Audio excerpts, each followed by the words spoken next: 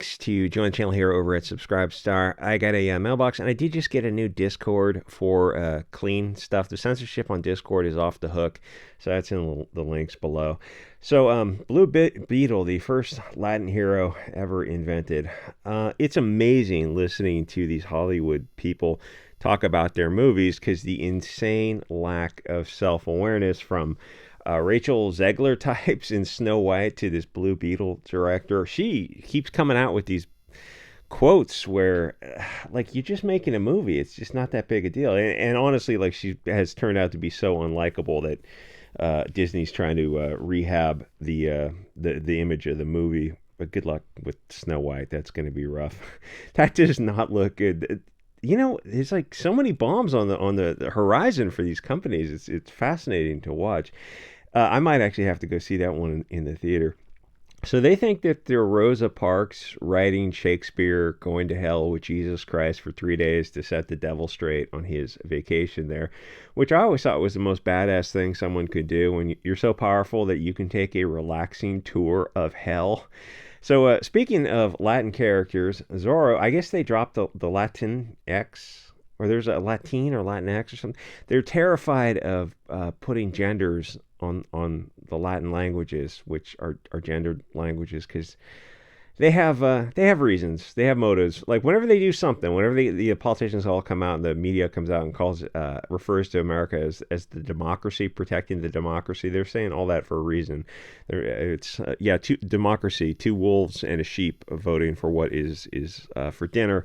It's a republic, some kind of constitutional representative republic. Anyway, so speaking of Latin characters, Zorro has got to be up for a remake. Great comics, too. Except that would be problematic for the Bolsheviks in Hollywood, because it's good Mexican, I think, going up against the bad Mexicans, which in the remake, they'd have to make the bad guys blonde-haired and blue eyes. And I know you think I'm grinding an axe about all this kind of stuff, except I'm right in almost all of these things. And, I mean, go watch Wonder Woman 1984 and note the hair color on all the characters who are portrayed either positively or negatively, and you will be shocked. I mean, write it down. Get a piece of paper and draw a line down the center. And take notes about these things. Hey, go watch some commercials for an hour. You'll be like, oh, this is just like the levels of propaganda. Gosh, who are these people? Anyway, so the guy is playing up this movie like Latin people are banned in Hollywood and have never been in movies before. He's counting on identity politics to sell the movie, when he should have been talking about how fun the movie is and where it fits in the DC universe. And I guess with this one, not very well, because nobody's going to see it. Oh, and if you want me to see and review anything, pay for the tickets through the various links below. And you will get it that night, because I can probably just walk to the theater. Because the writer's strike, the actors were prohibited from doing the talk show, circuits, or even on social media to talk about the movie, which is, unfortunately for this movie and Warner Brothers, a big part of generating buzz. And this movie has zero buzz behind it. Yes, the Rotten Tomatoes professional reviewers gave it high marks so far, but like those scores don't mean anything. I think it comes out tomorrow, Thursday night.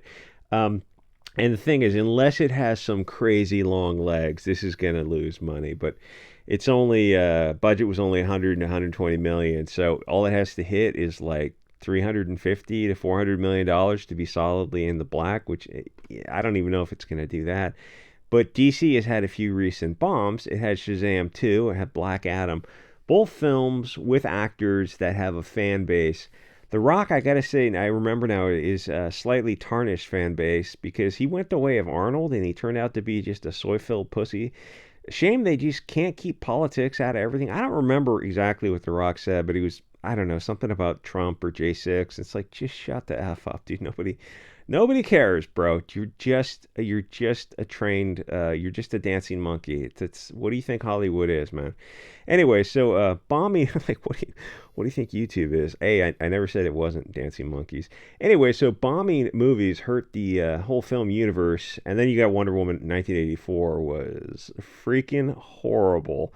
Plus, and I think I'm one who didn't think the original was as great as people thought it was. I think people thought that, I mean, the first, not the original, but the first Gal Gadot Wonder Woman. I think it was like 2015, 2016.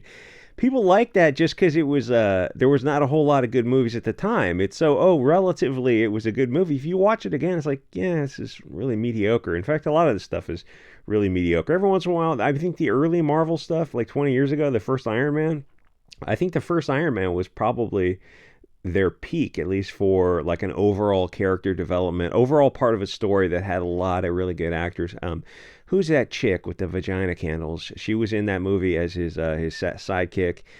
Both her and the Iron Man, Robert Downey Jr. They had really good chemistry together, so that was probably the highlight for me. Anyway, so plus they fired Henry Cavill, the guy who just wants to paint. I don't know, not Magic the Gathering, but what a Warhammer. He just wants to paint those Warhammer figures, which do look pretty cool. So they fired him because they wanted to reboot the universe, but then they kept Ezra Miller and Gal Gadot. So what's the point with that? Ezra Miller did The Flash, which you would have probably been better off just canceling The Flash. Like with all the stuff that came out about Ezra Miller, and they still released it. You're like, wait, if we don't release it, we lose everything, which at that point was over $300 million. If we do release it, we get some of the money back. We don't make a profit. We still lose money, but we don't lose as much money. But you have to look at the name brand, the recognition for the DC Universe and Warner Brothers. And when you have movies that continually bomb, it's like with Batgirl was gonna they made the movie. They made the movie and they didn't release it. That's insane. Because it was just over the top woke. If you've ever seen the TV show, it went for, I don't know, 3 or 4 seasons, which is 3 or 4 seasons too long. Wow. Horribly bad. It had 2 different actors in it. I think the first actor got hurt or something. Just shocking. So if the movie was anything like that, there's you would have been better canceling. They canceled that, but you should have canceled The Flash also. Anyway, so they kept some actors for a reboot. Well, then it's not a reboot. If you want to wipe the slate clean, everyone would understand it better if you did that. You wipe the slate clean. You start off with all new actors. That would work. Anyway, I think they're switching up. Who's that blonde chick in Suicide Squad? Margot Robbie with the Barbie hit. I think they switched out her for Lady Gaga. Who Lady Gaga actually looks like a better Harley Quinn anyway, and she's going to be in the Joker part 2, I think. So that might even do better than the first one. Anyway, so Blue Beetle is going to tank. So James Gunn's new universe is not starting out well. In fact, most of Hollywood is starting to look kind of weird. It's not just the superhero genre. I don't think there's ever been a time period where Hollywood had not just these big movies, but big name recognition films like The Little Mermaid or the Panda movie, the Canadian coming of age movie where the girl turns into a panda, which lost almost $170 million. That's just, it's because everyone associated with the movie, they do these interviews and you find out they're just so friggin' insufferably left wing and toxic, and then they make this movie and you're like, yeah, these people are just tired of all this kind of stuff. Anyway, you would think with Disney and Warner Brothers, especially Disney, because Disney owns Pirates of the Caribbean, the Indiana Jones rights, some of the Star Wars rights, and then most of the Marvel rights, and they probably own a bunch of other stuff, all their old IPs too. Both those companies should be printing money. You have that kind of name recognition across spectrums. Oh no, we're going to do a Pirates, but we're going to reboot it with a girl cast. You're like, is it going to be like a 70s, 80s cheeseball comedy?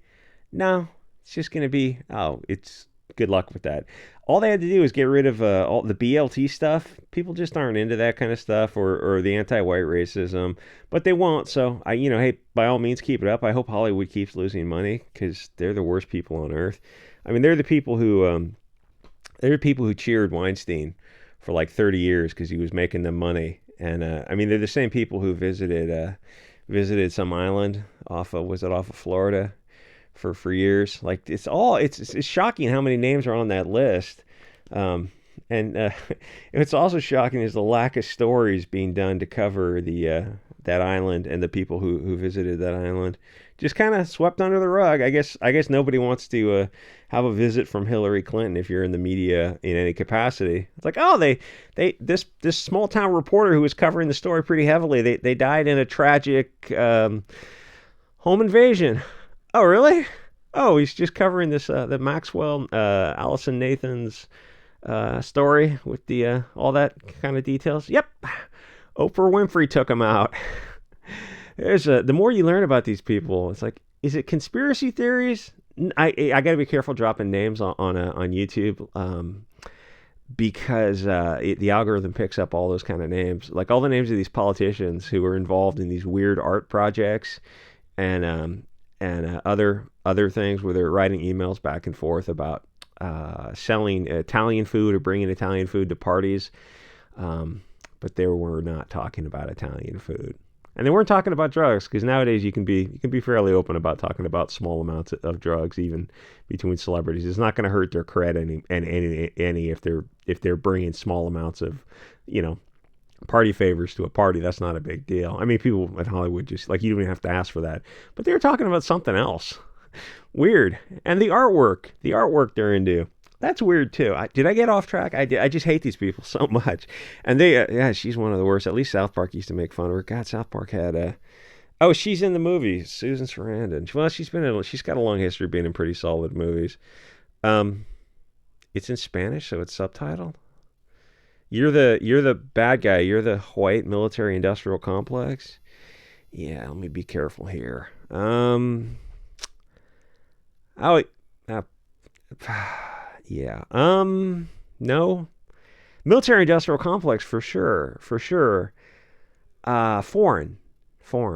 And not owned by Europeans. Is that too much?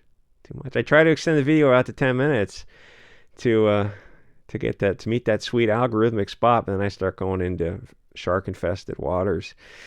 I guess I could. I don't think YouTube lets me edit anymore. Now I'm just rambling. Anyway, like, comment, subscribe. See you guys all next episode.